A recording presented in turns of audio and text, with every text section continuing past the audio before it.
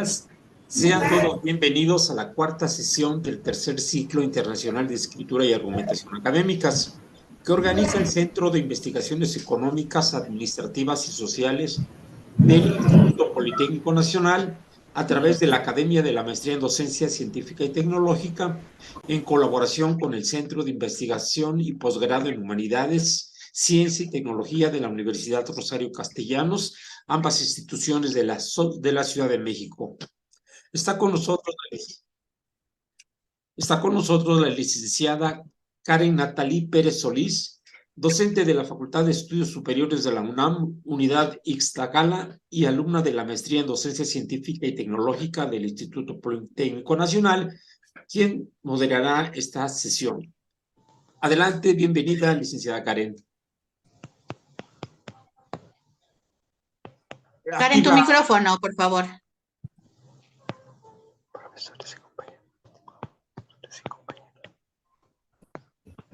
Muchas gracias, doctor Noel. Le pido al público que nos acompaña que no olvide registrar su asistencia llenando el formulario que pondremos en el chat. Se dará constancia de participación a quienes asistan al menos a 4 de 7 conferencias. Este 17 de noviembre presentará la conferencia La escritura colaborativa en ambientes educativos presenciales, virtuales y con diferentes mediaciones de la tecnología digital, a cargo de la doctora Lucía Francisca Godoy, desde Argentina. Sea bienvenida. Voy a leer una breve semblanza de la doctora Lucía Godoy. Ella es doctora en lingüística, maestra en análisis del discurso y licenciada en letras por la Universidad de Buenos Aires, profesora adjunta del taller de escritura en la Universidad Nacional de San Martín. Imparte la asignatura de Gramática y Lingüística, Universidad Nacional de San Martín. Es becaria en el doctorado de CONICET. Se desempeña como docente en los institutos de formación docente y es miembro del Centro de Estudios del Lenguaje en Sociedad en la Universidad Nacional de San Martín. Sus temas de investigación se centran en la didáctica de la lengua y de la literatura y la incorporación de tecnologías digitales en las aulas. Ella tiene una enorme productividad en el campo de la lectura y escritura digital. Adelante con su ponencia, doctora Lucía. Hola a todos. Bueno, antes que nada agradecerles por haberme invitado a participar de estos encuentros que resultan tan importantes para pensar, bueno, cómo son justamente las prácticas de escritura en ambientes académicos y bueno, la idea de la presentación, que ahora voy a empezar a compartir rápidamente, es trabajar sobre esto que me han pedido que presentara, que tiene que ver un poco con un área que he investigado, que tiene que ver con cómo es la escritura colaborativa tanto en espacios presenciales como sobre todo en espacios virtuales.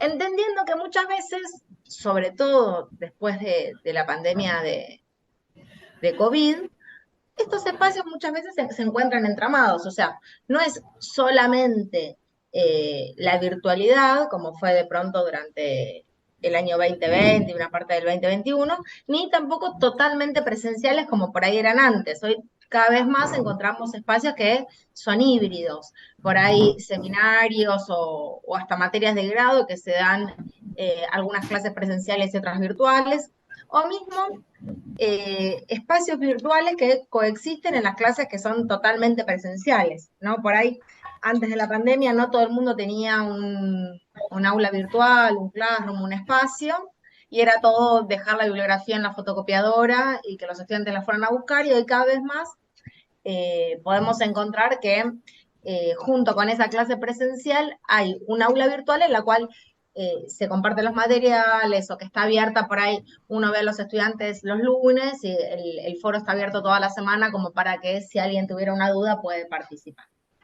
Así que bueno, un poco esa va a ser la tónica del trabajo y bueno, quiero partir con una idea bueno, que voy a ir después desarrollando más, que es que cuando nosotros pensamos en la escritura digital y colaborativa, estamos pensando en una práctica discursiva que tiene múltiples aristas. ¿Qué quiere decir esto?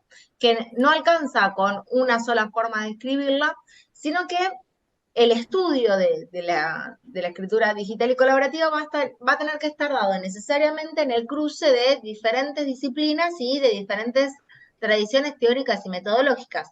¿Por qué? Porque no solamente tiene que ver con aquello que se centra en la escritura, en términos de proceso, hasta también de proceso cognitivo o de práctica letrada, que es como por ahí lo trabajo yo, pero entiendo que hay otros abordajes posibles, sino que también al implicar la producción múltiple, también tiene que ver con cómo las diferentes personas, desde su subjetividad, de sus conocimientos y objetivos, van a ir participando en esa producción.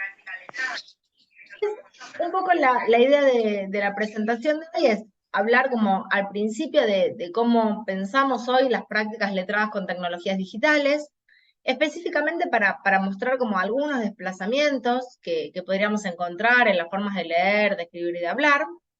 Después voy a hablar específicamente de qué se entiende por escritura digital, lo que tiene que ver con cómo cambió el procesamiento, cómo son los productos escritos y también qué nuevas prácticas y géneros surgen. En tercer lugar, voy a hablar de la escritura colaborativa, en el sentido que puede ser también presencial o virtual, bueno, qué cosas se ponen en juego. Y en la última parte, que en realidad va a ser como lo más rico, lo más central del trabajo, voy a hablar de las formas de trabajo en la escritura digital y colaborativa, lo que tiene que ver con las diferentes posibilidades que hay, cómo son los intercambios entre los participantes, cómo son las revisiones. Para esto voy a traer datos de una investigación que yo hice, de unos documentos colaborativos que hicieron estudiantes míos, que ya tienen algunos años, son datos que ya están publicados en algunos artículos, pero bueno, los traigo para ir ejemplificando esas cosas que menciono. Y después traigo una propuesta de trabajo, que es una cosa que hice con mis estudiantes de este año, para comentarla y que se pueda también abrir al debate. Bien, arranquemos pensando cómo, mejor dicho, las tecnologías digitales impactan en las prácticas discursivas. Y acá voy a hablar de prácticas discursivas entendidas también como prácticas de literacidad, ese término que está tan en boga y que se está discutiendo tanto hoy en el campo de los estudios sobre la educación y tanto también en las investigaciones sobre lectura y escritura, el no pensarlo solamente como procesos cognitivos, sino como prácticas, o sea, la literacidad como práctica, entendida en el sentido de que los sujetos empiezan a participar de ciertas situaciones sociales, de ciertos contextos, por ejemplo, entrar a la universidad o, por ejemplo, empezar una carrera de formación docente, y tienen que ir adquiriendo nuevas prácticas que implican maneras específicas de leer, de escribir y de hablar. Y en ese marco uno se pregunta, bueno, ¿qué pasa con las tecnologías digitales? Y uno podría decir, bueno, por un lado, surgen nuevas formas de escribir, en tanto nuevos códigos de escritura. ¿Por qué? Porque ya no solamente tengo disponibles las palabras o los sonidos, los grafemas, los fonemas, sino que también muchas veces surgen, por ejemplo, stickers, que muchas veces mandamos por WhatsApp, o memes, que tienen como su propio significado, y que nosotros, para poder decodificar ciertos mensajes, tenemos que saber ese valor semiótico propio de esas imágenes. Por otro lado, esto también influye en el código escrito, el código también de lectura. ¿En qué sentido? En que por ahí algunas palabras que surgen en estos espacios digitales se ponen de moda, se viralizan y empiezan a ser usadas en diferentes ámbitos. Por ejemplo, en los ambientes laborales muchas veces se usa el acrónimo sería ASAP, ¿no? Entonces, por ahí uno ve, después lo empieza a ver por ahí en algunas redes sociales, y los que no veníamos por ahí del mundo de la empresa decimos, ¿qué es esto de ASAP, ASAP, ASAP, ASAP?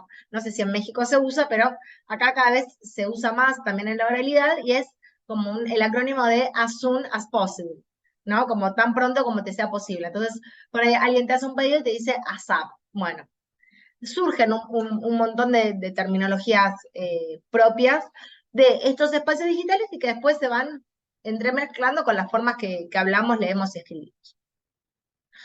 Por otro lado, el hecho de que cada vez haya dispositivos cada vez más portables, más legibles, más usables, que se haya extendido también la cantidad de dispositivos que hay en la sociedad, hace que todo el tiempo, si bien por ahí no estamos usando los dispositivos, sí por ahí el 80% de lo que leemos, escribimos y hablamos en un día es a través de un dispositivo, ¿no? Porque, por ejemplo, nos mandan un libro y el libro por ahí tiene un precio de adquisición que es muy caro, entonces conseguimos el PDF o compramos la versión en ebook porque nos llega mucho más rápido que tener que esperar ir a la librería o que por ahí está agotado.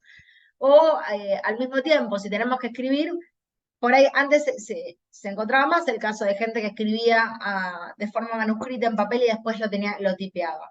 Hoy es mucho más común que directamente vayamos al tipeo, que escribamos, no sé, nuestro artículo, nuestra tesis y que vayamos modificándolo. Y eso también implica, si bien, bueno, a veces se ha pensado, bueno, esto es lo mismo, bueno, hay algunos desplazamientos de los cuales voy a hablar en unos segundos, pero antes quiero terminar con esta filmina porque si no me voy mezclando y de un tema salto al otro. Estos desplazamientos en cuanto a la lectura, la escritura y la oralidad no solo ponen en jaque lo que históricamente se entendió por formas de la comunicación, que hoy efectivamente, siguiendo por ahí los postulados de Carlos Scolari, cuando él habla de las hipermediaciones, él dice, bueno, hoy la comunicación en día ni siquiera puede ser pensada con las categorías de la comunicación de masas, hoy tenemos que estar pensando en un mundo hipermediado en el cual todas las conexiones son digitales, son reticulares, son multimodales, y que eso afecta cómo comprendemos, producimos y reproducimos mensajes. Pero también afecta a las formas de la alfabetización. Alfabetización, yo dejé el término alfabetización, pero prefiero el de la literacidad, entendida justamente como las formas que tenemos de adquirir nuevos conocimientos que tienen que ver con utilizar el lenguaje, participar de esas situaciones de lectura, escritura y realidad, que también se ven hoy en día afectadas por la tecnología. Digo, de pronto por ahí hace 50 años entrar a la universidad no requería mayores conocimientos tecnológicos, pero hoy, por lo menos en Argentina, me imagino que en el resto de Latinoamérica debe ser así, uno entra a la universidad y por lo menos tenés que tener un correo electrónico porque el profesor hace una lista de correo electrónico y nos manda información por ahí, o nos manda mails, o necesitamos un correo electrónico para estar registrados en el campus de la universidad, y a través del campus nos envían el material, o las notas, o las informaciones principales. Ese tipo de mediación tecnológica hace que cambie, o que por lo menos se modifique lo que uno piensa como la literacidad académica. ¿Por qué? Porque no alcanza nada más con saber leer y producir textos académicos, sino que la tecnología es una forma de participar de ese mundo académico también.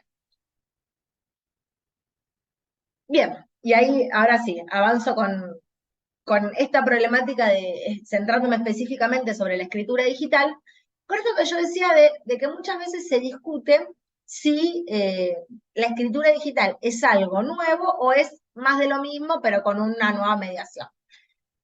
Nosotros sabemos, siguiendo a Ong, siguiendo a Raymond Williams, que la escritura es de por sí una tecnología, no es algo natural como la oralidad. Entonces, desde una postura por ahí más, diría, esencialista, o por ahí más del procesamiento cognitivo, uno diría, bueno, en realidad la escritura sigue siendo igual de tecnológica, solo que hay un instrumento diferente. Otros autores, por ahí desde una perspectiva más sociocultural, dicen, bueno, no, en realidad la escritura digital es algo completamente nuevo, totalmente diferente, porque efectivamente implica lo que yo comentaba antes, de nuevas formas de leer, escribir, de pensar la alfabetización. A mí me gusta más una postura que es como, yo pongo superadora, pero bueno, también es mi parcialidad, que se la tomo de Voltaire, que él habla de un proceso de remediación. ¿Qué sería este proceso de remediación? Es un proceso en el cual se retoman, o algunos aspectos de la escritura tradicional siguen siendo importantes para pensar la escritura digital y aparecen categorías que sí son plenamente nuevas. Pero no todo lo que, no porque no pensemos que porque escribimos en un Word estamos haciendo algo totalmente o totalmente diferente que cuando escribíamos en papel. Eso es verdad, no es totalmente diferente. Los procesos, digo, de planificación, escritura, revisión siguen estando. La textualización sigue estando. Sin embargo, no, tampoco, perdón, sigue estando como lo que asociamos a la escritura manuscrita. Sin embargo, aparecen algunos aspectos que son realmente nuevos. No sé si el realmente aplica, pero sí que por lo menos tienen algunas características que son nuevas. Por ejemplo, el hecho de poder trabajar sobre la edición de los escritos. Si nosotros pensamos cómo se trabajaba antes sobre la edición de los escritos, uno podía, hacías un trabajo práctico, podías subrayarlo, podían, en algún momento en la Argentina, en los años 50, se hacía una letra gótica para los títulos, algún tipo de decoración, pero era, digamos, ese tipo de diseño que uno podía hacer. Hoy en día, y por ejemplo, publicar un libro o publicar cualquier tipo de material que implicara ya una elaboración mayor, necesitabas a alguien especialista en, por ejemplo, diseño gráfico.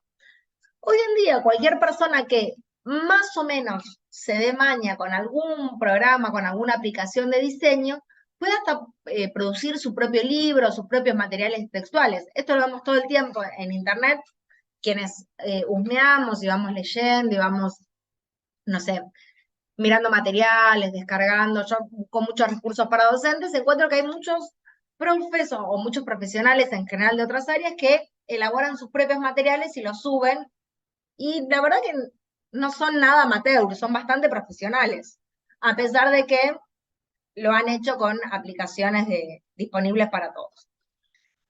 Entonces, es ahí justamente en esa tensión entre lo nuevo y lo viejo donde a mí más me interesa trabajar, o donde más me interesa pensar, bueno, cómo los sujetos en sus prácticas cotidianas, en sus prácticas académicas, en sus prácticas discursivas, recurren a determinados conocimientos en los que se imbrica lo, digo, entre muchas comillas, tradicional, y también lo que pueden como tomar de sus literacidades digitales. En ese sentido me parece que es importante como superar esa brecha entre lo nuevo, lo viejo, o lo que es tecnológico, analógico, para como no caer. Me parece que si no uno cae como en la brecha de la técnica, me parece que pensarlo de manera más multidimensional desde un enfoque sociocultural es más rico justamente para entender qué es lo que están haciendo los sujetos cuando leen, escriben y hablan. Bien, esta es una definición, pero es muy larga, no la voy a leer, pero habla justamente de qué se entiende por escritura digital, y estos autores lo que van a plantear, de Voss, Eman, Ack y Hicks, es una definición de 2010, es por ahí un poco antigua, pero me parece que es como muy completa. Plantean justamente, bueno, ¿qué es la escritura digital? Es una escritura que está producida por tecnologías digitales. Para comprenderla, para poder leerla, necesitamos un dispositivo. Pero él dice, bueno, ellos dicen, perdón, la mayor transformación no tiene tanto que ver con esa forma de producción, que igual, como decía antes, es importante, sino que tiene mucho que ver con que al estar mediado por una tecnología digital, se incrementan muchísimo las formas en las cuales nosotros podemos compartir y difundir lo que nosotros estamos haciendo. Entonces, no solo llegamos a un público mucho más amplio y lo podemos dar a conocer mucho más allá de las fronteras o de las redes sociales que nosotros tenemos, sino que también nosotros, cuando estamos escribiendo en línea, o en un Word con conexión a Internet, también podemos como apropiarnos y tomar elementos que vienen de otros lados. ¿Sí? No en el sentido de plagio, sino en el sentido de puedo aprovechar una tipografía, puedo aprovechar una imagen, puedo aprovechar un link, entonces quiero remitir esto que estoy haciendo a otra página y lo pongo. Bien, me interesa sobre la escritura digital detenerme en tres aspectos que son los que a mí me resultan interesantes para ver cómo la escritura digital surge de estas tensiones en estas tres dimensiones. La primera dimensión es la dimensión más de producción, por ahí en términos de interfaz cognitiva, respecto de qué pasa con las personas cuando tienen que producir un texto de escritura, cuando tienen que producir un texto de manera digital. Una de las primeras cosas que se señala es que cuando nosotros estamos escribiendo en línea hay como un procesamiento más eficaz de la composición, no en términos de rapidez, sino en términos de recursos que necesitamos. Por ejemplo, estoy escribiendo y no tengo que ponerme a revisar la ortografía porque tengo un corrector que me la autocorrige. A mí me pasa mucho que, por ejemplo, cuando estoy escribiendo por WhatsApp, si sé que pifio en una letra, no sé, por ejemplo, en mi celular está muy cerca la C del 3. Entonces veo que escribí el 3 y no borro para volver a corregir porque ya sé que el diccionario de mi propio celular me lo va a corregir. En ese sentido es que algunos autores dicen, bueno, al tener estos recursos de la corrección gramatical, la corrección ortográfica, la posibilidad de buscar diccionarios o hasta de marcar por ahí, si tenemos en un texto muchas palabras repetidas, las marcamos y buscamos sinónimos, es como que libera recursos cognitivos y hace la tarea de escritura más fácil. Por otro lado, en cuanto a la revisión de los escritos, no solo que las plataformas digitales te ayudan marcándote en rojo o en azul si hay algún aspecto que es problemático, sino que hoy en día podemos corregir o revisar nuestros propios escritos sin la necesidad de hacer un nuevo trabajo. Me refiero puntualmente a, hace, no sé, 20 años uno escribía un texto a máquina, tenías el texto en la mano, con el lápiz, marcabas esto acá arriba, esto acá abajo, bien, te quedaba toda la hoja llena de comentarios, tenías que volver al texto, volver a tipearlo y ahí irlo corrigiendo como en el momento. Hoy en día podemos corregir en la computadora sin la necesidad de volver a tipear nada. De hecho, a veces podemos imprimirlo para verlo mejor, lo marcamos y después lo que volvemos a pasar es mucho más, son como solamente las modificaciones. Y esto también hace que la práctica de escritura sea mucho más rápida. Después, como dije antes, las posibilidades de edición en el sentido de que podemos como tunear, hay algunos autores que hablan así de tunear los textos para que nos queden mucho más visualmente atractivos, para marcar algunos destacados, para trabajar sobre las sangrías, los espacios en blanco. Los distintos recursos que puedo introducir. Bien, hasta ahí voy con producción, voy a ir salteando algunas cosas para no hacer tan pesada la presentación. En cuanto a la escritura como producto, me interesa específicamente pensar, bueno, cuáles son las características que tienen los productos, las producciones escritas con tecnologías digitales. Y acá cuando uno revisa, por ejemplo, cuál es la diferencia entre un texto escrito para ser publicado en un libro, o un texto producido para circular en Internet, nos encontramos con una serie de diferencias. La primera es que los textos que son producidos en Internet y para circular en Internet, en general juegan mucho con diferentes modos semióticos, específicamente con lo audiovisual, con lo auditivo y con las imágenes fijas.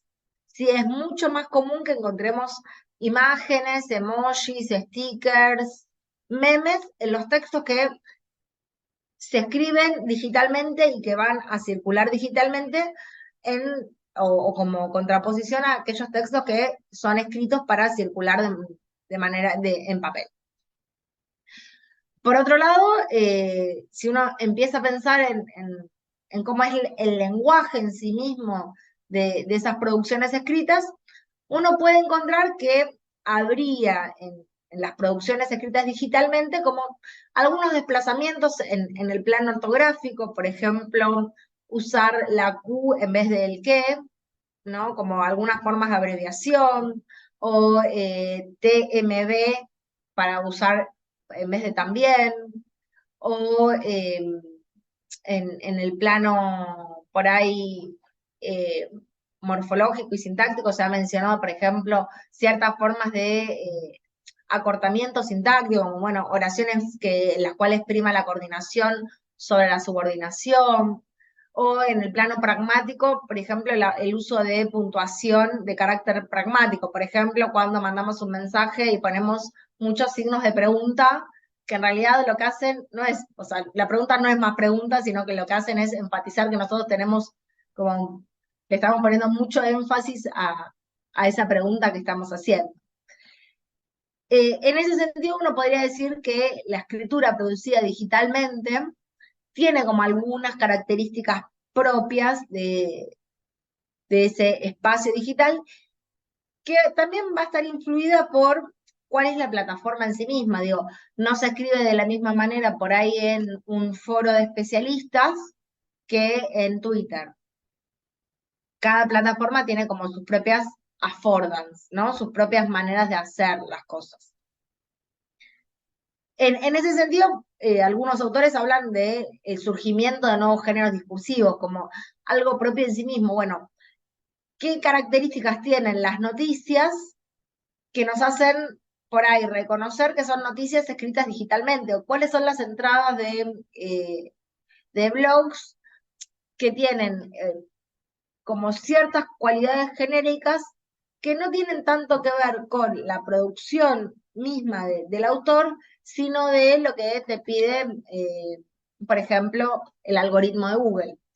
El algoritmo de Google, por ejemplo, específicamente te pide que para que una página tenga como mayor rentabilidad, o que en realidad no rentabilidad, que para que tenga mayor visibilidad que se vea antes, tiene que, por ejemplo, el usuario tiene que estar como captado para seguir mirando y scrolleando la página. Entonces, ¿eso qué genera? Genera que muchos textos que circulan en Internet tengan 1, 2, 3 o 4 párrafos hasta que te dicen la noticia principal, y que muchas veces no tiene nada que ver esa noticia principal con el título, que eso se llama clickbait, que son como los pescadores de clics. Hacen que uno haga clic pensando que vas a encontrar, no sé, por ahí dicen, mirá cómo están los personajes de tal serie ahora, uno entra y en realidad no tiene nada que ver, porque no va al asunto, pero bueno, lo que generó ese clic es que esa página tenga como mayor visibilidad. Otra cosa, por ejemplo, que algunas páginas en Internet tienen mayor visibilidad cuando prefieren las oraciones cortas, oraciones en pasiva, oraciones sin subordinación, perdón, oraciones en voz activa, no en voz pasiva. Entonces, el tipo de discurso que circula digitalmente muchas veces no está, las características, digo, mismas de esas producciones escritas no van a depender tanto de los autores, sino de estos requerimientos genéricos que hay en la web.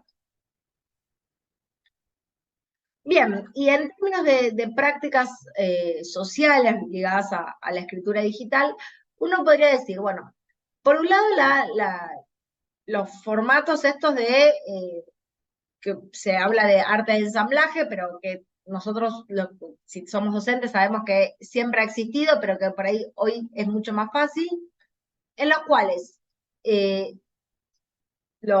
las personas que tienen que escribir van como tomando un poco de cada lado y como lo copian y lo pegan y después lo ensamblan en una nueva producción textual. Eso, de nuevo, es algo que históricamente ha existido, pero que parecería ser mucho más fácil con las tecnologías digitales. Por otro lado, el fenómeno de la hipertextualidad, ¿no? Como todos los textos están ensamblados, perdón, están hiperconectados y hacen referencia a otros a través de links. Es muy usual, o de hecho sería rara la página que no tiene suficientes links con otras. Y esto de nuevo funciona como un camino de ida y vuelta. Una página que tenga mayor visibilidad es una página que está linkeada con muchas otras páginas y a la que a la vez esos links vuelvan hacia la página de uno. Eso en algunos autores proponen que como genera una suerte de telaraña discursiva, ¿no? Como diferentes nodos que están todos entramados desde diferentes conceptos.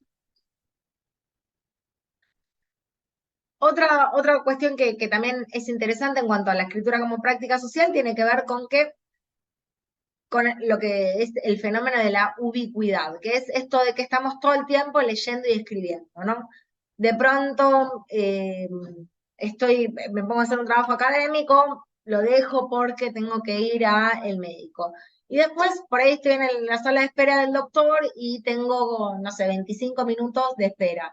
Y en esos 25 minutos, bueno, no tengo la compu, pero agarro el celu y me pongo a corregir o avanzar algunas cosas y digo, bueno, esto después desde la compu lo veo más, pero mientras voy siguiendo con eso, ¿no? Esa ubicuidad hace que los textos, las formas de leer y escribir estén como atravesando el cotidiano como atravesando la totalidad del día, y no puedan ser como, bueno, uno escribe nada más cuando se sienta delante de su computadora. En cuanto a un aspecto que por ahí es un poco negativo, es que también se nos vuelve más inestable, ¿no? Como, bueno, perdimos un texto, yo lo guardé en esta carpeta y desapareció en internet, ¿cómo lo recupero? ¿En qué carpeta lo había dejado? O se me quemó el disco, como al no tener, o mejor dicho, al ser otro tipo de materialidad, porque no es que no tienen materialidad, al ser una materialidad digital, se nos pierde más que por ahí en el papel. Y el último punto, que es el punto al cual ahora enseguida me voy a referir, es que las prácticas de escritura digital efectivamente favorecen la colaboración. ¿Por qué? Por esto que yo decía antes, al estar escribiendo en una computadora o en un celular que seguramente tiene conexión a internet, nosotros podemos desde enviárselo a un colega para que lo lea y nos diga qué le parece, hasta, no sé, publicarlo en línea. Pienso, por ejemplo, en plataformas como academia.edu, que te permite que todas las personas lean tus manuscritos y te dice, ¿lo querés abrir para las revisiones? Y uno pone que sí, y genial porque te van llegando comentarios y revisiones de otras partes, o sea, de otros académicos, pero también de gente que no conoces. Bien, algunos aspectos que me parecen centrales de la escritura colaborativa. En primer lugar, escritura colaborativa entendemos un proceso de producción textual del cual participan dos o más personas. La escritura colaborativa puede implicar diferentes formas de trabajo. Yo acá tenía un cuadrito, bueno, no, lo veré en otro momento. Implica, bueno, diferentes formas de trabajo. ¿A qué me refiero con diferentes formas de trabajo? Bueno, formas de trabajo que tienen que ver con si estamos conectados al mismo tiempo o no, si fuera escritura digital, o si estamos juntos en el mismo momento o no. ¿Por qué? Porque nosotros cuando pensamos escritura colaborativa, pensamos por ahí en personas que están en un mismo momento escribiendo un texto. Pero también puede ser escritura colaborativa si yo escribo una parte y te la mando y vos escribís otra parte y me la volvés a mandar, ¿no? Colaboración entendida en un sentido amplio. Por otra parte, en la escritura colaborativa puede haber diferentes estrategias de escritura. Estrategias de escritura, por ejemplo, puede haber una persona que escribe y las otras que le dictan. Puede ser que, no sé, todos estemos escribiendo al mismo momento, entonces vos escribís la introducción, vos escribís el desarrollo, yo escribo el final y después vemos cómo lo ensamblamos. O esto pasa mucho cuando tienen que hacer trabajos prácticos para ir los estudiantes, hay, no sé, punto 1, punto 2, punto 3, bueno, cada uno hace una consigna y después vemos qué hacemos con el Frankenstein que sale de ahí. También hay diferentes actividades, por ejemplo, se puede hacer si hay una planificación en conjunta, tipo una lluvia de ideas, cada uno tira una idea y después vemos cuál de estas ideas nos gustó más, o no sé, una forma de textualización por ahí más rápida, después una revisión, por ahí un dictado. En cuanto a los modos de control de documento, también puede ser que, por ejemplo, haya uno que revisa todo el documento, o que uno lo revisen de manera grupal. Por ejemplo, una persona lo lee y estamos todos escuchando a ver qué nos parece, si cambiamos algo, si no cambiamos. O también puede ser como ir cambiando la revisión por turnos, ¿no? Por ejemplo, bueno, ahora lo reviso yo, me parece que está bien, se lo mando a otro colega para que lo revise y diga si está bien, y cada uno aporta sus revisiones. Y en cuanto a los roles, esto también suele como ser conflictivo a veces en la escritura digital, porque bueno, es usual que por ahí unas personas quieran asumir como roles más preponderantes, tipo, bueno, alguien que sea el líder, y otras personas que sean los que escriben, pero bueno, de nuevo, muchas veces, o a veces hay peleas para asumir ese liderazgo, o a veces puede ser que nadie quiera asumir ese liderazgo y como que se lo vayan tirando, bueno, hacelo vos, bueno, no, hacelo vos. Bien, ventajas y, perdón, digo algo, estas categorías que no lo agregué en el Power están tomadas de un trabajo de Lowry, Curtis y Lowry de 2004, que es un texto muy interesante que justamente plantea toda esta taxonomía. Bien, ventajas y problemas de trabajar con la escritura colaborativa.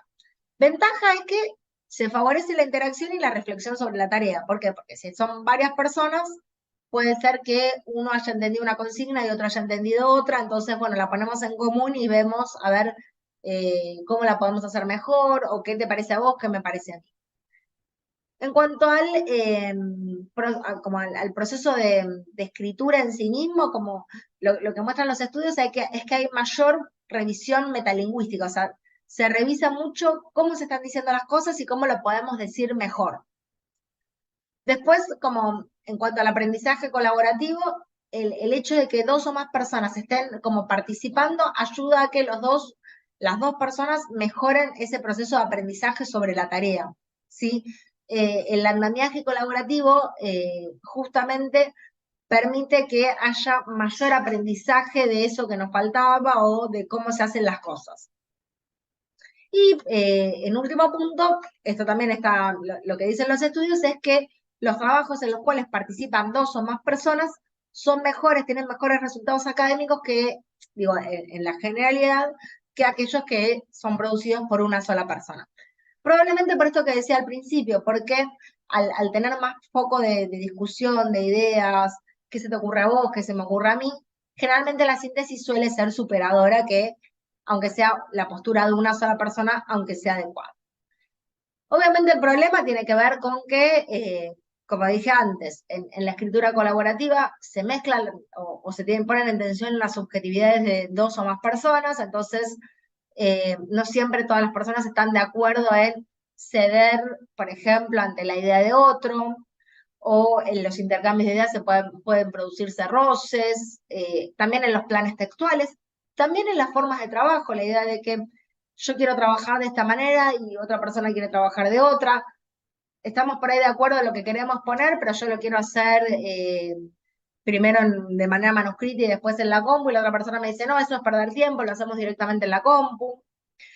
Y bueno, también, obviamente, cuando hay diferentes ideas, ¿no? Bueno, yo pienso esto del trabajo, vos pensás tal cosa del autor, ¿cómo tenemos que hacer para como que salga un trabajo decente? Bien, y yo traje algunos ejemplos de escritura digital y colaborativa donde se pueden ver estas cosas que comenté hasta ahora. Por un lado, cómo son los procesos de revisión, de escritura, y por otro lado, cómo son los procesos esos de negociación. Voy a hablar de unos casos con los que yo trabajé, que son los casos se llama tercero S porque es un tercero de secundaria, cuarto S porque es un cuarto de secundaria, y cuarto T porque era un caso del profesorado, los cuales tenían que hacer diferentes actividades. Por ejemplo, los chicos del 3S tenían que hacer un trabajo práctico sobre una salida didáctica que ha venido al teatro. Los de cuarto S tenían que hacer un guión audiovisual y los de cuarto T tenían que hacer un trabajo de investigación de sociolingüística. Entonces, este era el cuadrito que quería mostrar antes. Bueno, lo muestro rápidamente, pero no me quiero detener porque si no voy a perder mucho tiempo. Bien, primero, en cuanto a los modos de trabajo, lo que yo observé es que los estudiantes más de secundaria preferían mucho más la escritura sincrónica y colaborativa, o sea, estar conectados todos al mismo momento en Google Drive y estar trabajando, algunos elegían ir trabajando en diferentes secciones, pero todos al mismo tiempo, y después se turnaban para revisarse. En cambio, los estudiantes más grandes, los del profesorado, lo que prefirieron era una escritura asincrónica. O sea, trabajaba uno, después al día siguiente trabajaba otro y se dejaban entre ellos comentarios, pero no era tanto lo que participaban en vivo. Y como dije, en cuanto a las dinámicas de escritura, hay una pluralidad que tiene que ver con lo que cada grupo prefiere. Por ejemplo, ese grupo de tercero A solía trabajar en paralelo. Entonces, por ejemplo, una participante escribía sobre el punto 1, que pedía una opinión sobre la salida didáctica, otra estudiante respondía sobre el lugar de la salida didáctica y otra persona avanzaba en la investigación sobre uno de los personajes. En cambio, en el grupo de cuarto S, por ejemplo, en un momento como que tenían que hacer un guión y el guión implicaba una estructura más lineal, o sea, tenían que ir avanzando, no es que se podían dividir, porque como el guión justamente es una historia y tenía ese carácter de secuencial, lo que hacían mucho era, en paralelo sí se iban haciendo las revisiones, pero al momento de escribir escribían de manera conjunta, o sea, estaban las tres personas en línea y a través de WhatsApp o a través de los comentarios iban viendo cómo seguía esa historia. Y como dije, los estudiantes más adultos, al nunca estar participando de manera sincrónica, lo que hacían mucho era, escribía uno, luego se conectaba otra persona, corregía lo escrito y escribía otra porción textual, después se conectaba un tercero y corregía lo escrito hasta ese momento y escribía otra porción textual, y así iban siguiendo a lo largo de los días. Bien, en función de cómo se organiza ese trabajo grupal, yo lo que vi es que había como una preeminencia del uso de los comentarios, sobre todo en los estudiantes más jóvenes. Comentarios en Google Drive es cuando uno selecciona me imagino que todos lo saben, pero bueno, por la duda lo claro, uno selecciona una porción textual y deja un comentario y las otras personas lo tienen que, digamos, tienen que responder, o por sí o por no, o aceptando no.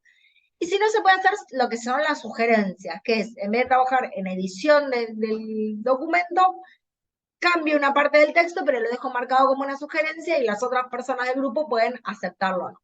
Lo que yo observé es que mientras los chicos más de secundario, los chicos más jóvenes, preferían dejarse comentarios e irse, bueno, justamente hablando de cómo hacer el trabajo, los más grandes directamente hacían las sugerencias, hacían el cambio y los otros tenían que aceptarlo o no, que de una manera podríamos pensarlo que era como más eficaz porque era más rápido, o sea, no había tanta instancia de negociación. Bien, ¿para qué sirven estos comentarios o estas interacciones? Bueno, lo que dice la bibliografía es que, por un lado, estas instancias de intercambio sirven obviamente para organizar el trabajo, para mejorarlo, para ver qué es lo que se pedía, pero también tiene que ver con una forma de negociar y revisar los puntos de vista de uno y tratar de resolver los desacuerdos que surjan respecto de lo que quieren hacer otras personas. Entonces, ahí lo que se juega, lo que se pone muy en tensión es cómo le digo a alguien que cambie lo que escribió, o cómo le digo a alguien que no me gusta lo que escribió, sin ofenderlo o sin generar un conflicto al interior de la resolución del trabajo. Entonces, yo lo que observé, por ejemplo, son algunas estrategias. En esta que se llama colores chillones, una estudiante le dice a la otra, este personaje primero había cambiado y había puesto unos colores en el trabajo y les dice a las demás, también chicas digan si les gustan los colores, igual si no les gustan los cambiamos. Y otra le dice, para mí los colores son muy chillones, tendremos que poner un tono más claro, ¿no? Sí, como quieran, le pongo unos iguales pero más claros y dale. Y ahí me pareció interesante porque, por ejemplo, no es que la estudiante le dice, puse esto, lo dejamos así, sino que abre la instancia a la negociación. Y la compañera no es que le dice, sí, son horribles, quedan mal, sino que le dice, sí, podríamos poner unos, como, hay estas estrategias de lo que se llama la cortesía verbal. Después, por ejemplo, este otro estudiante que decía, no les parece un poquito largo, o otra estudiante de superior que decía, bueno, me gusta más esta alternativa, ¿no? Como que aparece la idea o la necesidad de atenuar cuando uno tiene que hacer una crítica sobre algo que no te gusta del trabajo. Y después también aparece en estos En estos intercambios, la idea o la necesidad de limitar como las órdenes que uno le da a los otros, ¿no? Como, bueno, no le puedes decir, bueno, cambia esto, cambia lo otro, ponete a trabajar, ponete a completar esto, sino que aparece como, bueno, te sugiero, se podría hacer, por ejemplo, sí, yo lo pondría un poco más oscuro, creo que esta primera de plural no va, esto, insisto, se está alargando mucho, como maneras de decirle a los otros lo que tienen que hacer sin ser por ahí tan directo. Bueno, me parece que se está alargando mucho, hay que recortarlo. No les digo que se está recortando, no les digo que se pongan a recortarlo, pero les aviso que se está alargando mucho. Después, en cuanto a las revisiones en la escritura digital y colaborativa, a mí me interesa mucho que las revisiones se podrían pensar en 3 dimensiones principales. Lo que yo llamo la dimensión ideacional, que tiene que ver con lo que se pedía específicamente en el trabajo, o sea, revisar lo que podríamos decir del contenido. Después las revisiones que tienen que ver con lo lingüístico discursivo, por ejemplo, la cohesión, la coherencia, la ortografía, las repeticiones léxicas. Y después lo que son las dimensiones multimodales, entendidas como las revisiones en cuanto al diseño. Si ponemos negritas, si no ponemos negritas, si está la letra, si no está la letra, o lo de los colores que mencionaba antes. Cómo los estudiantes trabajan también sobre el diseño. Entonces, esto lo voy a cambiar, pues ya mostré ejemplos de intercambios. Y quería mostrar esto, por ejemplo, estas revisiones, que yo las tengo en estos cuadritos por ahí demasiado sintético, pero que se muestran en el cuadrito de la izquierda como era original, después en el del medio cómo cambia, y en el último es la versión final. Entonces, por ejemplo, una estudiante ponen, se encuentran, o sea, la pregunta era, por ejemplo, era sobre el Parque de Lezama, que es un parque bastante conocido en Buenos Aires. Y una estudiante pone, se encuentra en el barrio de La Boca. Y otro estudiante retoma eso y pone, el Parque Lezama se localiza en La Boca, limita con los barrios de San Telmo y Barracas, está delimitado, bla, bla, bla. Y después otro estudiante pone, el Parque Lezama es un tradicional paseo de la ciudad de Buenos Aires, ¿no? Como justamente se va trabajando en función de lo que pedía la consigna, pero se trabaja en completar un poco cómo era la pregunta, y también ir hacia, bueno, hacia qué estaría apuntando esa consigna cuando se hablaba sobre el Parque Lezama como un espacio de paseo y de visita. Y algo que también se puede ver, no sé si llega a ver, que dice, por ejemplo, Barrio de la Boca, en la primera formulación aparece todo en minúscula, y ya en la segunda enseguida aparece con mayúscula. ¿No? Eso también, por ejemplo, en expresiones, en la segunda revisión se ve que primero está expresiones con C y después con S. Y ahí está también, me parece que se puede ejemplificar lo que decíamos antes, de cómo los procesadores de texto te marcan en rojo las expresiones que serían incorrectas. Bueno, acá, por ejemplo, los estudiantes de terciario, como cuando tienen que trabajar sobre el marco teórico, van cambiando, van elaborando. Acá fíjense que es interesante que los estudiantes más adultos no tratan de completar, sino que sobre un texto tratan de elaborarlo, como adecuarlo al género artículo académico, al género trabajo académico, ¿no? Buscando la terminología propia de la materia, buscando la cohesión, buscando, por ejemplo, dar cuenta de la teoría.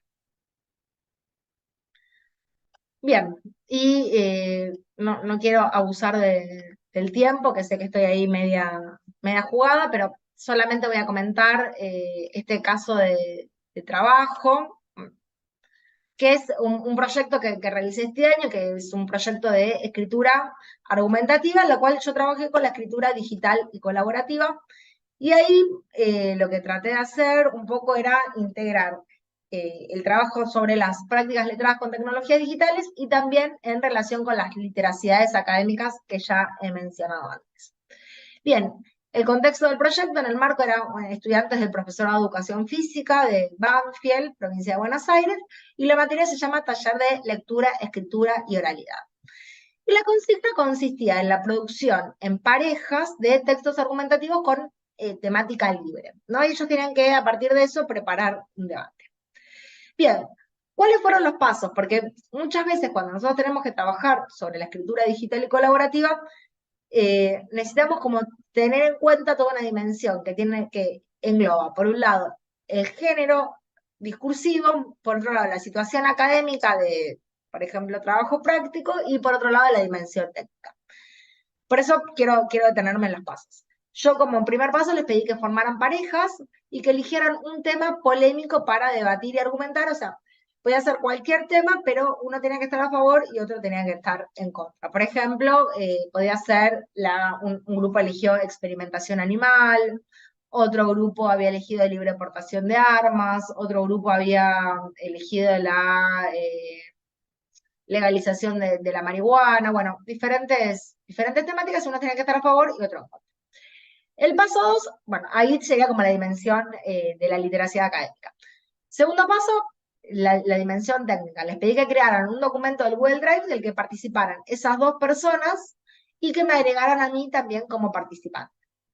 Que colocaran el título, el tema y que anticiparan, bueno, cuál sería la posición.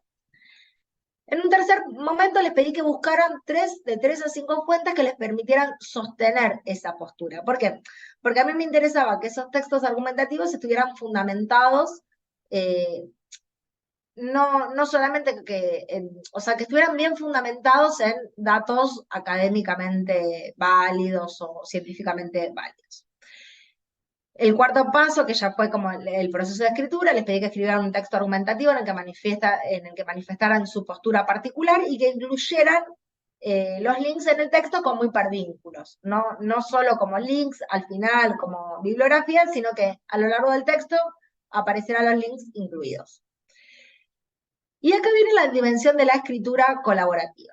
Una vez que tenían el texto escrito, les pedí a la clase siguiente que revisaran el texto del compañero. Como estaban en el mismo documento, lo podían hacer sin tener que, o sea, no tenían que perder tiempo entrando, saliendo.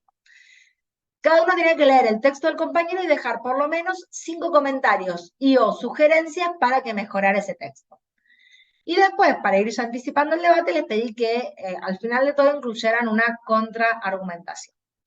Y por último, tenían que volver a revisar su propio texto a partir de los comentarios y las sugerencias de los compañeros. Voy a mostrar algunas fotitos, bueno, ahí se puede ver. Acá me parece interesante porque solo algunos habían traído computadoras, la gran mayoría estaban trabajando, como se ve ahí, desde los celulares. También Google Drive, al ser una aplicación que es muy usable desde el celular, no genera mayores conflictos en ese aspecto. Otros estudiantes, como puse acá en el primer, bueno, acá no se ve, pero este chico está con el celular, como están en la figura del medio, decidieron primero escribir a mano y después pasarlo a la compu. Y en algunos casos es como que se armaban como grandes grupos de debate. Si bien yo les pedí que se pusieran en parejas, es como que estaban en grupo y se hacían comentarios respecto de qué estaban haciendo unos, qué estaban haciendo los otros. Y bueno, ahí se puede ver algunas de las producciones, ¿no? Por ejemplo, bueno, ahí está el texto, se puede ver cómo pusieron los links con las fuentes que habían tomado de internet, y también se puede ver cómo están los comentarios. Yo, por ejemplo, les hice obviamente correcciones y sugerencias, pero también, obviamente, lo que está grisado, los comentarios grisados, son los que se hicieron los compañeros entre sí. Entonces, yo a medida que iban haciendo esto, les iba haciendo la captura de pantalla para poder venir a presentar en otro momento. Bueno, acá de nuevo los comentarios sobre la forma, sobre las palabras que se repetían, sobre las comas, o por ejemplo también sobre el contenido. Por ejemplo, faltan datos para que se pueda dar la comparación, o esta parte de mal redactado, bueno, como debería irse, bueno, algunos comentarios que se hacen ellos mismos para poder mejorar sus escritos. Bien, y a modo de cierre, ahí ya llegué al final. Lo que quise presentar hoy es esta idea de la escritura digital y colaborativa como una compleja práctica social y cultural, en la cual intervienen, como dije, como aspectos que vienen, un poco de la tecnología, un poco de los géneros y de las literacidades académicas, un poco también de los propios objetivos de las personas, y cómo en ese gran entramado nosotros podemos ir pensando diferentes preguntas que me parece que son como los desafíos que hacia adelante. Bueno, cómo se entraman estas... Ay, hubo como un eco raro. ¿Cómo se entraman las literacidades digitales, pero también las académicas, con las prácticas de escritura digital y colaborativa? Bien, y eso es todo. Perdón si se hizo muy largo. Quise cumplir con el tiempo, pero bueno, se me extendió un poco. Gracias, doctora Lucía. Les recuerdo que pueden registrar su asistencia llenando el formulario que está en el chat. Se dará constancia de participación a quienes asistan al menos a 4 de 7 ponencias. Antes de pasar a la sesión de preguntas y respuestas, les comento que se encuentra con nosotros el maestro Sergio Gustavo Grabowski, de la Universidad Nacional de San Martín, quien tendrá a cargo los comentarios de esta sesión. Daré lectura a su semblanza. Es profesor en Letras para la enseñanza media y terciaria por la Facultad de Humanidades, Universidad Nacional de Salta. Especialista en Ciencias Sociales, con mención en Lectura, Escritura y Educación, Flaxo.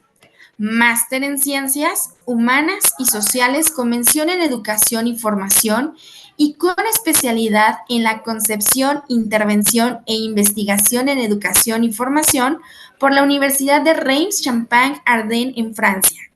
Y actualmente realiza el doctorado en comunicación en la Facultad de Periodismo y Comunicación Social de la Universidad Nacional de La Plata, Argentina. Se desempeña como docente en la carrera de posgrado Maestría en Problemáticas Contemporáneas de la Comunicación, donde imparte la asignatura de Lenguajes en la Era Digital, en la Facultad de Humanidades y Ciencias Sociales de la Universidad Nacional de Jujuy. Adelante con su comentario, maestro Sergio. Muchas gracias. Y bueno, especialmente gracias a la doctora Lucía por compartir tan generosamente sus conocimientos. Y qué decir después de una exposición tan clara, ¿no? Lo que quiero hacer es sumar al debate. Y en ese sentido estuve tomando apuntes, notas, y me quería quedar con algunos aspectos de los que desarrolló acá la colega. En primer lugar, plantear el concepto de convergencia digital. Estamos atravesados por un movimiento que es tecnológico y cultural hacia una mayor digitalización. Nosotros tenemos estudios, por ejemplo, de lo que sería en lo que se llama ecosistema de medios. Hay un planteo que muestra y se investiga cómo cada vez más la vida online empieza a reemplazar la vida offline, ¿no? Cada vez la tendencia de este movimiento cultural y tecnológico hacia la convergencia digital implica también cambios profundos en las prácticas comunicacionales y en las prácticas cotidianas. Y en ese cambio y en esa vorágine de cambio, lo que está sucediendo también es una gamificación muy fuerte de las formas de relacionarse, de vincularse. Me refiero al tiempo que la juventud, las nuevas generaciones pasan conectados en red, en juegos electrónicos en red, en conversaciones en chat, en grupos. Es decir, la vida online pareciera ser que va a ser, siguiendo la metáfora del metaverso, ¿no?, el espacio de desenvolvimiento de las relaciones personales. Y a veces esto asusta. En el 2022, en noviembre del 2022, se liberó una inteligencia artificial para que cada usuario de manera libre pueda interactuar en esa nueva interfaz de escritura. Estoy hablando del ChatGPT. Y parecía que la pandemia iba a ser el límite, ¿no?, de la profundización de la digitalización, pero con este dato que estoy nombrando, creo que queda en evidencia que, por el contrario, continúa este movimiento hacia la vida digital. Y en ese contexto pensar la escritura, tal como lo hizo la doctora Lucía, permite por allí encontrar maneras de, por una parte, revisar lo curricular, revisar las formas y las prácticas en la escuela y en la universidad. Yo me preguntaba, quiero compartir estas preguntas con toda la audiencia, ¿no? ¿Hasta qué punto se trabaja con el Google Drive en las universidades, en los colegios secundarios? Me lo pregunto porque realmente sigo observando escenas escolares donde se trabaja con la lapicera en mano, sí, está la computadora, pero entonces por allí se está produciendo un fenómeno, por lo menos en algunos espacios escolares y académicos, un divorcio muy fuerte entre las prácticas de los sujetos y la escuela, ¿no? Si ya antes la escuela venía como ralentizada en relación a las prácticas sociales, me pregunto si es que no hay una mayor brecha entre la escuela, sus prácticas y, por supuesto, todo este mundo digital. También me pregunto cómo se modifican los textos, las textualidades. Ese fue un eje de la ponencia, de la exposición que acabamos de compartir, ¿no? Es decir, nuevas textualidades, nuevas formas escritas, y el concepto de remediación me parece clave para comprender un fenómeno que por allí se lo puede pensar como proceso, ¿no? Es decir, eh, eh, para explicar una modificación en una pantalla, por ejemplo, la escritura en el celular, nosotros tenemos que recordar que por mucho tiempo la página de Internet, fíjense la metáfora de página, ¿no? Internet es una pantalla, no es una página, pero sin embargo, por lo menos acá en Argentina la podemos llegar a llamar de esa manera.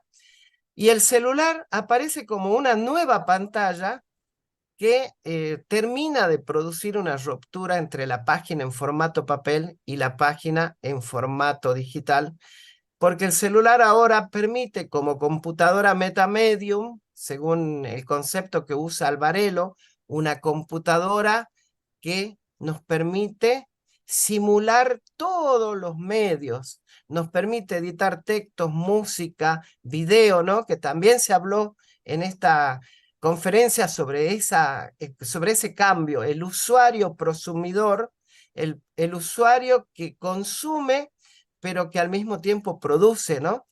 Y bueno, en esa lógica yo también me pregunto, y quería compartir esta pregunta, este interrogante, los textos de Internet son absolutamente nuevos, aparecen como disrupciones profundas o son más bien son más bien manifestaciones de remediación, ¿no? Si me permiten, y no sé si estoy habilitado para compartir y si me sale bien, porque tengo abierto 20.000 cosas en la compu, a ver si no le erramos.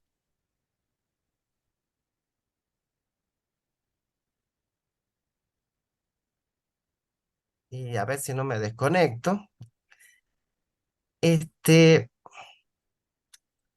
A ver si ahí se puede compartir. Con esto ya termino mi intervención, no quiero exceder. ¿Se ve? Sí, sí se alcanza a ver. Sí, sí. Bien.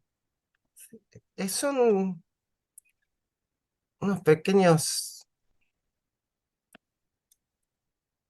textos de Félix Fénelon que han sido seleccionados en el libro Cultura Snack de Carlos Escolari, ¿sí?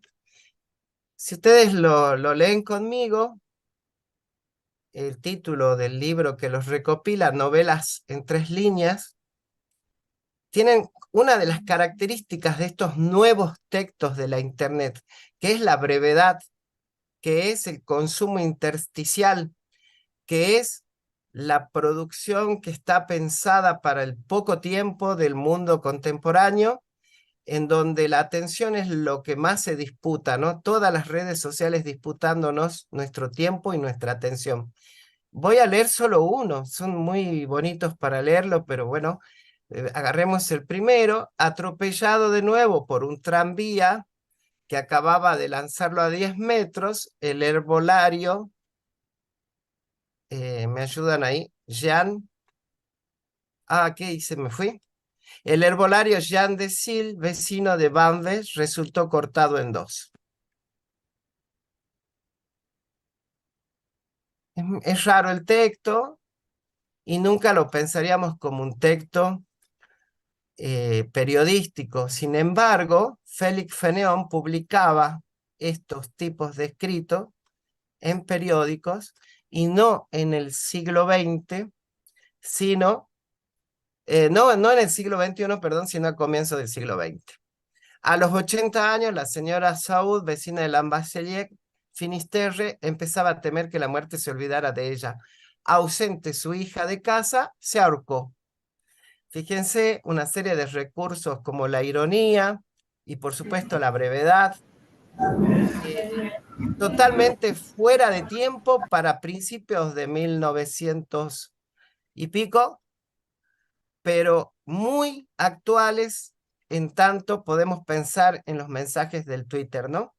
Y ahí lo relacioné con esto que escuchamos también hoy en la exposición acerca de los cambios en los formatos y dejo esa pregunta también.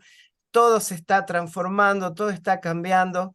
La escritura de Fénéon hoy en día está recuperada en Twitter. Es como si muchos años antes él hubiese escrito para Twitter y ahora están incluso publicadas así con los hashtags y con el usuario que aparece allí, ¿no? Con el @Félix Fénéon en francés o el @Novelsin 3 lines. Nada, son muchas más, por supuesto, las preguntas que me podría hacer, pero me parece que también sería muy importante y más enriquecedor para todos escuchar a la audiencia de la profesora Lucía Godoy, a quien vuelvo a agradecer su generosa presentación. Maestro Sergio Grabowski, agradecemos sus comentarios. Sin duda ha sido enriquecedor escuchar a la doctora y escucharlo a usted. A continuación, pasaremos a la sesión de preguntas y respuestas, para lo que cedo la palabra a la doctora Erika Pineda. Sí, muchas gracias. Bueno, podríamos cuestionarnos acerca de la lectura digital, y sus implicaciones en el aprendizaje. Entonces, más que una pregunta, un comentario y ver, pues, cuál es su opinión al respecto, ¿no?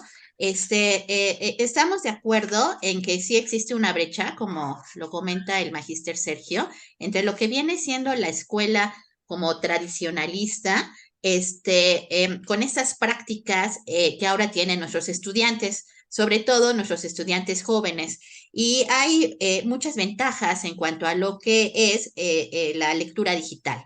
Y hay ventajas de la lectura digital cuando nosotros pensamos en el hipertexto, cuando pensamos en esta experiencia personalizada que puede tener el estudiante al acercarse a un hipertexto, ¿no? En donde puede recorrer, pues, cada uno distintos caminos, por un lado. Y por otro, la escritura, que también me parece muy interesante, como esta escritura colaborativa. Y bueno, dentro de esta brecha existente, la problemática que encontramos es precisamente la formación del docente. La formación del docente. Y entonces, ¿cuáles serían, en opinión de ustedes, los consejos que darían a los docentes? Ahora ya la doctora Lucía ponía un ejemplo de cómo se llevaba a cabo, pero pensando en los estudiantes de posgrado que están haciendo investigación. ¿Qué tanto es válido, ¿no?, el uso de la escritura colaborativa para la escritura de artículos, que podría llevarse a cabo entre pares o también con sus directores de tesis? Esta podría ser una pregunta. Y sí, bueno, la cuestión también del artículo, existe también como una evolución para un tipo de escritura, que sea una escritura digital, rizomática, hipertextual, ¿no? Que no nada más esté como visualizada en una cuestión, bueno, que pudiera visualizarse en investigación, no solo en una cuestión como de divulgación, ¿no? O sea, como algo más coloquial. Gracias. Antes de que nos dé respuesta, yo quisiera relacionarlo también con una cuestión que está implícita en la ponencia de la doctora Lucía Godoy. En la colaboración hay una intersubjetividad. Recordemos que la escritura académica, una de sus características es la intertextualidad, pero en la escritura en colaboración tenemos la incorporación de la intersubjetividad. Ya no son las voces de textos, sino las voces de personas que están trabajando, como dice Erika, por ejemplo, un artículo en común y algo que habló la doctora Lucía Godoy como un problema, de pronto se convierte en una ventaja. El debate, el desacuerdo, cuando las personas que participan en la escritura de un artículo, por ejemplo, empiezan a plantear ideas diferentes, desacuerdos, y habrá la necesidad de repensar las cosas, algo que transforma nuestra forma de pensar, porque cuando escribimos de manera individual no nos percatamos de desviaciones, de problemas que tenemos al escribir, y es cuando nos enfrentamos a la intersubjetividad, cuando aprendemos de nuestros propios errores y aparece también la figura de la idea de Vygotsky, de la zona de desarrollo próximo. Quienes tienen una mayor experiencia de alguna manera influyen para que los otros orienten su pensamiento y su forma de escribir y logren mejores resultados. Esta es la parte de colaboración, la escritura en colaboración, pero también quería yo traer a colación algo que incorporó Sergio Grabowski, que tiene que ver con la inteligencia artificial. Esto está permeando muy fuerte en la escritura de los jóvenes, pero tiene muchos riesgos. Chomsky dice que en la escritura, la inteligencia artificial generativa es el mayor problema de plagio. Dice, son ideas que se toman y se presentan sin dar crédito a los autores, se asumen, se presentan como originales cuando se han convertido a partir de una serie de manejo de patrones. Y en ese sentido también la inteligencia artificial no es confiable. Es decir, hay una serie de errores que se presentan. La inteligencia artificial nos presenta referencias bibliográficas que son creadas en ese momento y que no son reales. Todo ese tipo son riesgos y que van implícitos dentro de lo que se llama escritura digital. Lo dejo pues aquí para que junto con la pregunta de la doctora Erika tengamos una opinión de ustedes, Lucía y Sergio, si son tan amables. Gracias. Bueno, trato de responder. Hubo muchas preguntas, tomé nota de algunas.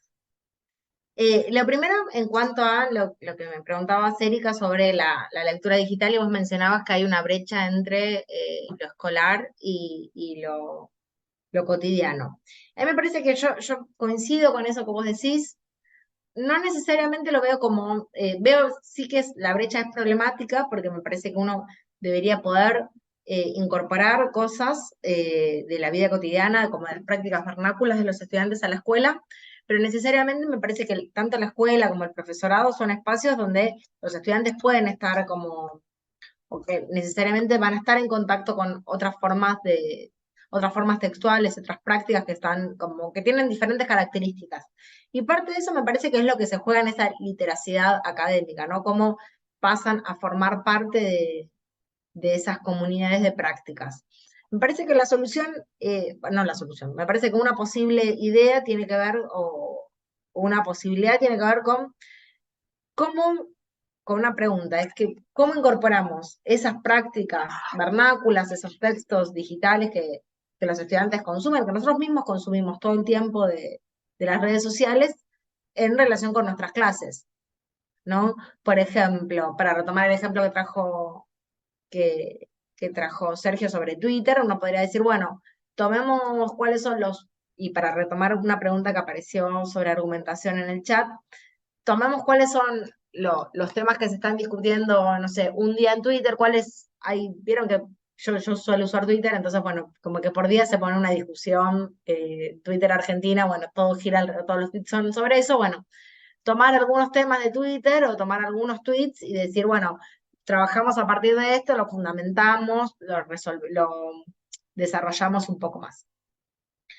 En cuanto a la otra pregunta, que es sobre el ámbito académico, y que también aparece en el chat, ahí me parece que se juegan como problemáticas que vienen de dimensiones diferentes, porque el problema de la escritura colaborativa en el ámbito académico es que el ámbito académico, tanto como a nivel escolar como en el campo de los artículos, se escriben para tener o una nota en la escuela, en la universidad, o para tener un mayor puntaje académico en el caso de cuando uno publica en revistas especializadas. Entonces, el problema no es tanto de la producción, sino el problema del reconocimiento.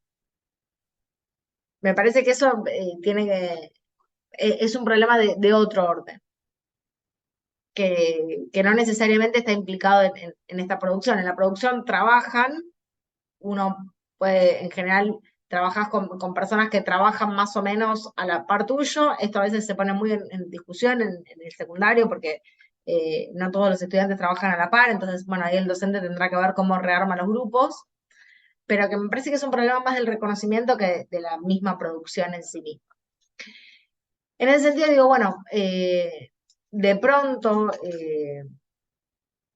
una por ahí, posibilidad es pensar la colaboración no en términos de solamente de coproducción escrita, sino pensar la colaboración no en términos discretos, sino que todos nuestros trabajos y todas las maneras que escribimos son todos trabajos colaborativos, porque un texto académico, si yo agarro mi presentación, estaba llena de paréntesis de gente de la que yo tomo ideas. O sea, en un trabajo académico, en una tesis, ¿cuánto es de producción propia de uno? El 25%, porque como el resto es tomás de lo que dijo y obviamente uno reformula, relabora, piensa, critica, pero estamos como dice Scholar Google, a hombros de gigantes.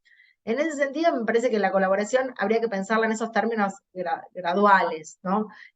O en términos también bastinianos, ningún texto es puramente individual. Todos los textos tienen como las voces de los otros. Obviamente que cuando aparece digamos, una inteligencia artificial como es ChatGPT, que muchas veces uno le hace la pregunta y te devuelve el texto escrito, ahí ya estamos hablando de otra cosa, porque no estaríamos hablando de colaboración, sino de plagio directamente. Ahí hay un concepto que es el concepto de plagio. Yo le pido a una inteligencia artificial que haga un trabajo que yo no quiero hacer por diferentes situaciones. Y me parece que la dificultad grande es pensar como docentes y como formadora de docentes en mi caso, qué consignas y cómo formulamos la consigna de tal manera que no se pueda resolver con ChatGPT. O por lo menos, digamos que será algo para hacer en los próximos 5 años, porque por ahí en 10 años ChatGPT nos puede hacer todo. Pero hoy en la actualidad es una plataforma que, si bien está muy desarrollada, tiene sus propias limitaciones, porque, como decía Noel, tiene problemas a la hora de citar, pero otras cosas que yo he observado es que tiene falencias a nivel argumentativo. Por ejemplo, eso lo decía alguien en el chat, digo, le cuesta mucho elaborar una hilación de pensamiento. Generalmente sirve mucho para, por ejemplo, si uno le dice a los estudiantes, no sé, explique las causas de la Segunda Guerra Mundial, y bueno, enseguida te las copia, te las resuelve y te devuelve un texto con esas causas, pero difícilmente podría resolver, bueno, desarrolle una opinión sobre un poema, por ejemplo. Bien, no sé si quería agregar algo, Sergio. Sí, Bueno, Sí, antes del... Adelante, Ay, doctor. perdón. Adelante, sí, Sergio. no, estaba repensando también las preguntas, tratando de unir y pensando la lectura colaborativa, que es lo que introdujo Erika, ¿sí? Eh, y después Noel vuelve sobre lo que sería la escritura, ¿no? Yo quería plantear como posible búsqueda de respuestas a estos interrogantes la teoría conectivista, perdón, de Siemens. A ver, después de Vygotsky, que plantea el aprendizaje humano como algo social, poner en duda la colaboración para generar conocimiento es algo que solo puede pasar en mentes de docentes, porque por alguna razón la escuela tiene una impronta individualista, tiene una impronta competitiva y tiene una tradición de trabajo enfocado en capacidades individuales. También quedó planteada en la conferencia inicial de la doctora que nosotros estamos en un mundo que está cambiando sus lógicas y una de las cosas que está cambiando es que lo que hasta ahora la escuela no consideraba como importante, pensemos las normas APA que se van actualizando para marcar citas, ¿no? Por mucho tiempo las normas APA decían se nombra solo al primer autor y después se ponía en latín et al, ¿no? Eso ha ido cambiando de alguna manera. Ahora hasta 3 autores, ahora hasta 20 autores tenés que nombrarlo a todos, por ejemplo, ¿no? Porque nunca la investigación fue algo individual, siempre fue un trabajo conjunto, ¿no? Pero hay algo en la escuela, en la institución escuela me refiero, que está atada a viejas prácticas individualistas de control que focalizan el producto final. Y la realidad contemporánea es una realidad de redes, de trabajo colaborativo. Hay un conocimiento emergente que se está gestando por fuera de la escuela. Hay prácticas colaborativas que se están gestando por fuera de la escuela que en algún momento la escuela va a tener que decir, no podemos seguir sin considerar la realidad, porque hoy en día el mundo laboral también necesita esas herramientas de trabajo colaborativo. Y no sé si estoy respondiendo a las preguntas de lectura y escritura, pero digo, leer con otros siempre debería ser enriquecedor. Leer de manera colaborativa tendría que ser siempre una instancia de producción de nuevo conocimiento. Y la escritura colaborativa a partir del debate, de la profundización del debate, creo que esa es una de las dificultades que tiene la escritura colaborativa, que todo el mundo se comprometa con el texto, con la versión final, con la obligación de que mis ideas estén registradas en un texto multigestionado. Relacionándolo con lo que se comentó sobre el ChatGPT, desde mi perspectiva, el ChatGPT es una herramienta más, inevitable.